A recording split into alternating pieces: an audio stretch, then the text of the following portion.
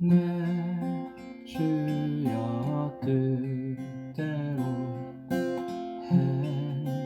행하시옵소서. 온 몸과 영혼을 다 주께 맡기니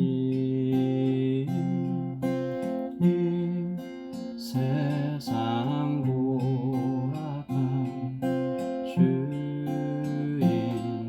인도하시고 날 주관하셔서 뜻대로 하소서. 내 주여 뜻대로 행하시옵소서. 그 근심 중에도 낙심케 마소서. 주님도 때로는 울기도 하셨네. 날 주관하셔서 뜻대로 하소서. 내 주여 뜻대로 행하시옵소서. 내 모든 일들을 다 주께 맡기고 천성 향하여 고요히 가리니 살든지 죽든지 뜻대로 하소서. 살든지 죽든지 뜻대로 하소서.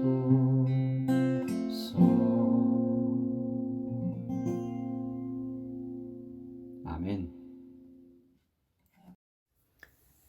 좋은 아침입니다. 오늘 예배하러 오신 모든 분들에게 하나님의 특별하신 은총과 성령의 충만하심이 부어지시기를 예수님의 이름으로 축복합니다. 오늘 하나님께서 우리에게 주신 말씀은 사사기 19장 1절부터 10절까지 말씀입니다. 사사기 19장 1절부터 10절까지 말씀을 통해서 하나님께서 우리에게 주시는 말씀 받도록 하겠습니다.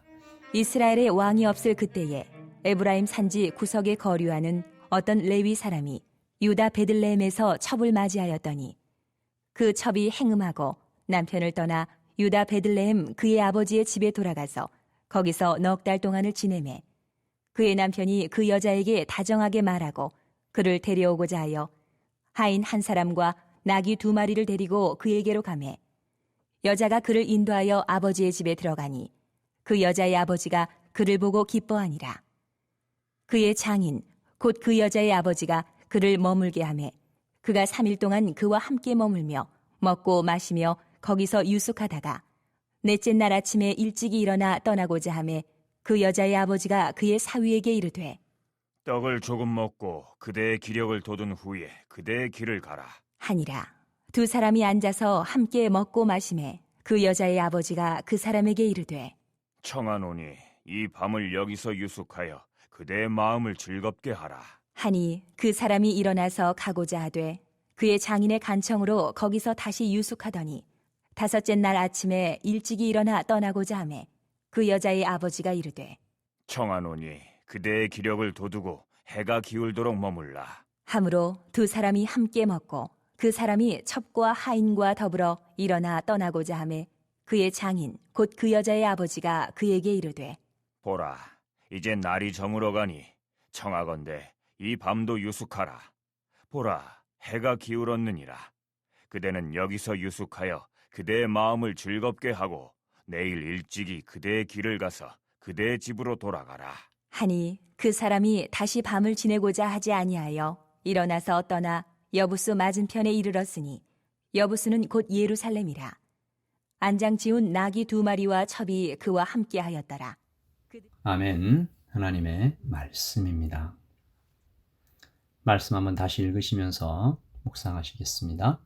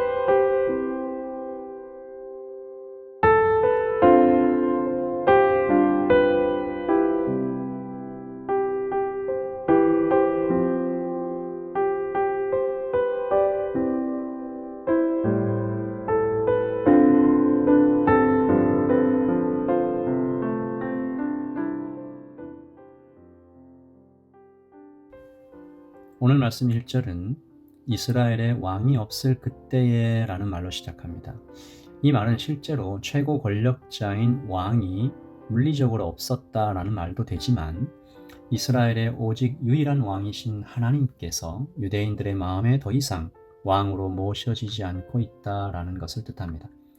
당시 이스라엘의 주변 국가에는 오래전부터 왕이 있었잖아요. 그러나 강을 건너온 사람들 히브리 민족에겐 야훼 하나님만이 성막의 지성소에 임재하신 영원하신 왕이셨기 때문에 이스라엘에는 왕이 없었습니다. 아니, 영원하신 왕이 계셨던 거죠.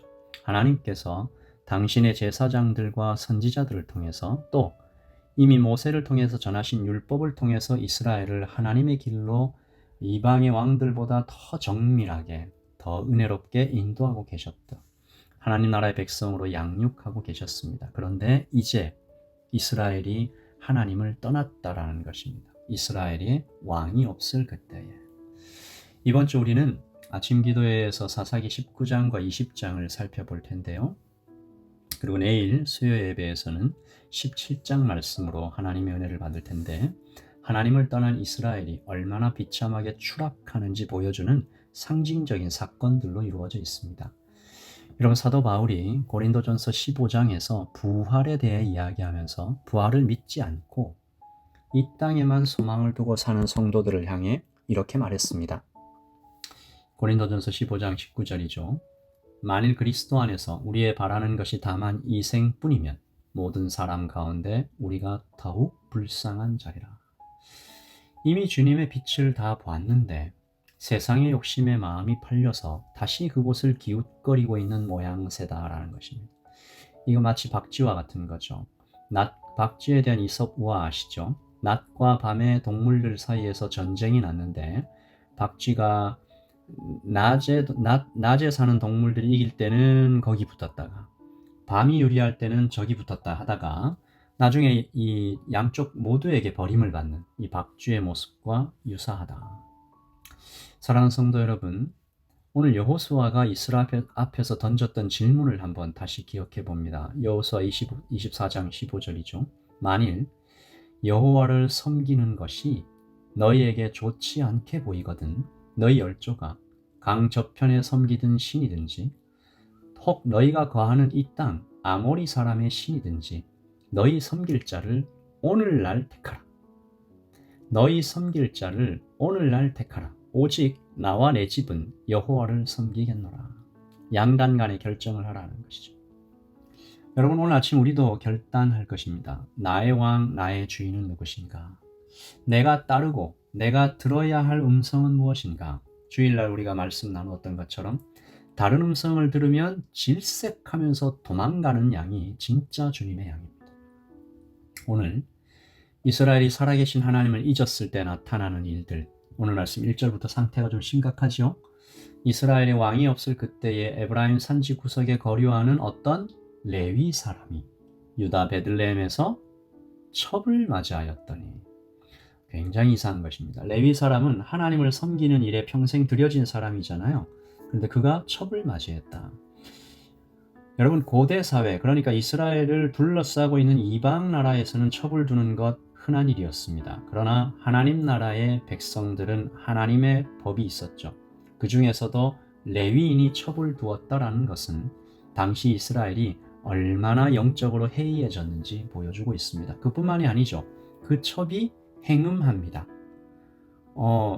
결혼을 한 유부녀가 행음을 했다는 거죠. 근데 여기서 또 신학자들은 그 첩이 행음하기 전에 남편인 이 레위인이 먼저 행음했을 것으로 보는데요. 히브리 원문에 행음하다라는 단어 뒤에 그에게 대항하여라는 뜻의 전치사 알라이오가 있기 때문입니다. 무슨 말이냐면 여인이 행음한 것은 남편에 대항하여 남편에 대한 불만으로 이같이 행했다. 네가 하면 나도 한다 라는 식의 행동이었다는 것이죠. 그리고 화가 나서 집으로 가버린 것입니다. 레위인은 그러므로 첩을 둔 것도 모자라서 또 다른 여인을 찾아서 간음을 했다는 것이죠. 이 레위인이 이 여인을 찾아서 장인의 집으로 행합니다. 이게 잘못한 게 있다는 거죠. 그리고 이때 장인의 행동을 보면 이 당시 첩 문화가 얼마나 보편적으로 자리 잡고 있었는지 알 수 있는데요. 3절부터 마지막 절까지 여인의 아버지가 기뻐하면서 레위인을 맞이하는 모습, 그리고 극진히 대접하는 모습. 물론 딸의 남편, 이 사위와 딸이 화해하는 것을 권하는 것 나쁜 것 아니죠. 문제는 그들 중 그 누구도 이 세 명 다 이 일에 대하여 부끄러워하지 않는다는 것입니다.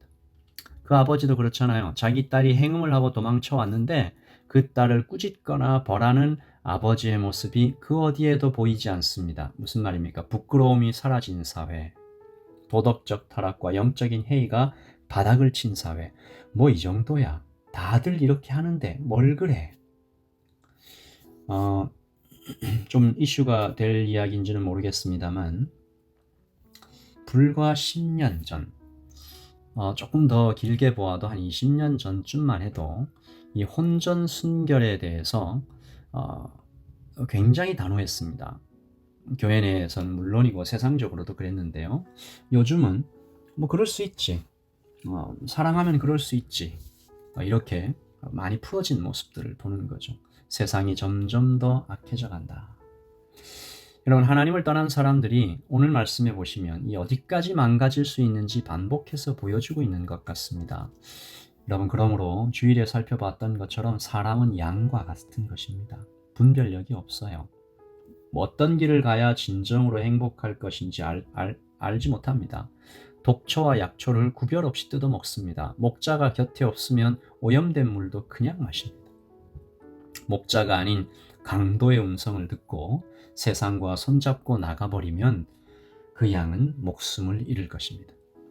그러므로 오랜 신앙 경험도, 심지어 안수받아 세워진 거룩한 직분들도 목자이신 예수님의 손을 놔버리면 아무것도 아닙니다. 유혹과 시험을 이길 아무런 능력이 되지 못하지요. 다시 한번 우리가 고백해야 할 것입니다. 나는 주님의 양입니다. 나는 오직 주님의 양입니다. 나는 오직 주님의 음성에만 반응하는, 그래야 살아갈 수 있는 연약하고 무지한 양입니다. 오늘 말씀 4절부터 10절까지 이렇게 보면 언뜻 보면 장인과 사위 사이에 오고 가는 정겨운 모습 같은 장면들이 있습니다. 좀 더 있다가 가라고 붙잡는 장인과 못 이기는 척 또 하룻밤을 더 묵고 가는 사위의 모습이 이렇게 4번 반복되는데요. 참 시골의 인심을 보는 것처럼 인간적인 따뜻함까지 엿보이는 것 같습니다. 그러나 동시에 우리는 평소 우유부단하고 다른 사람의 말에 쉽게 넘어가는 레위인의 모습을 엿보게 되죠. 그가 왜 레위인이면서 첩을 두게 되었는지, 첩을 둔 것도 모자라 또 간음하게 되었는지 알 것만 같습니다. 여러분, 죄가 조금씩 스며들어올 때 단호히 거절하지 않은 것이죠. 좋은 게 좋다고 가만히 둔 것입니다. 뭐 당장은 큰일이 나겠어? 우리가 지금 이거 이렇게 섣불리 건드렸다가 괜히 기분 상하게 하고 좋은 게 좋은 거지 하면서 은근히 즐긴 것입니다. 한 번 정도는 뭐 어때? 그러면서 두 번, 세 번 반복한 것이죠. 그러다가 이 지경까지 온 것입니다. 그래서 사도는 죄와 싸우되 피 흘리기까지 싸우라 하였습니다. 조그마한 죄도 허용치 않는 양심의 레이더가 아주 선명하게 살아있는 우리 모두가 될 수 있도록 기도해야 할 것입니다. 오늘 아침 우리는 이스라엘에 왕이 없었던 그때를 참담한 마음으로 지켜보면서 나의 왕 나의 주께 엎드려 고백하는 것. 주님, 우리 집엔 왕이 계십니다. 하나님, 우리 교회에는 왕의 왕이 계십니다. 나의 삶엔 오직 주님만 왕이십니다. 역사하십니다. 나의 왕이 아닌 다른 길을 권하는 모든 음성을 단호히 끊어낼 수 있는 용기와 분별력을 더하여 주시옵소서. 나는 오직 순결하게 주님만을 섬기며 살아가기 원합니다. 우리 처음에 드렸던 찬양이죠. 내 주여 뜻대로 행하시옵소서. 이 마음으로 오늘 하루를 살아가기를 원하는데요. 온 몸과 영혼을 다 주께 드리며 날 주관하셔서 뜻대로 하소서. 그렇게 하루하루를 살다가 천성길 들어가는 하나님 만날 그날까지 주님, 죄와 싸우되 피 흘리기까지 싸우며 우리 집엔 항상 우리의 왕이 계십니다 생각하는 그 코람데오의 마음으로 살아갈 수 있도록 주님 도와주십시오. 이렇게 기도하며 하루를 시작하겠습니다.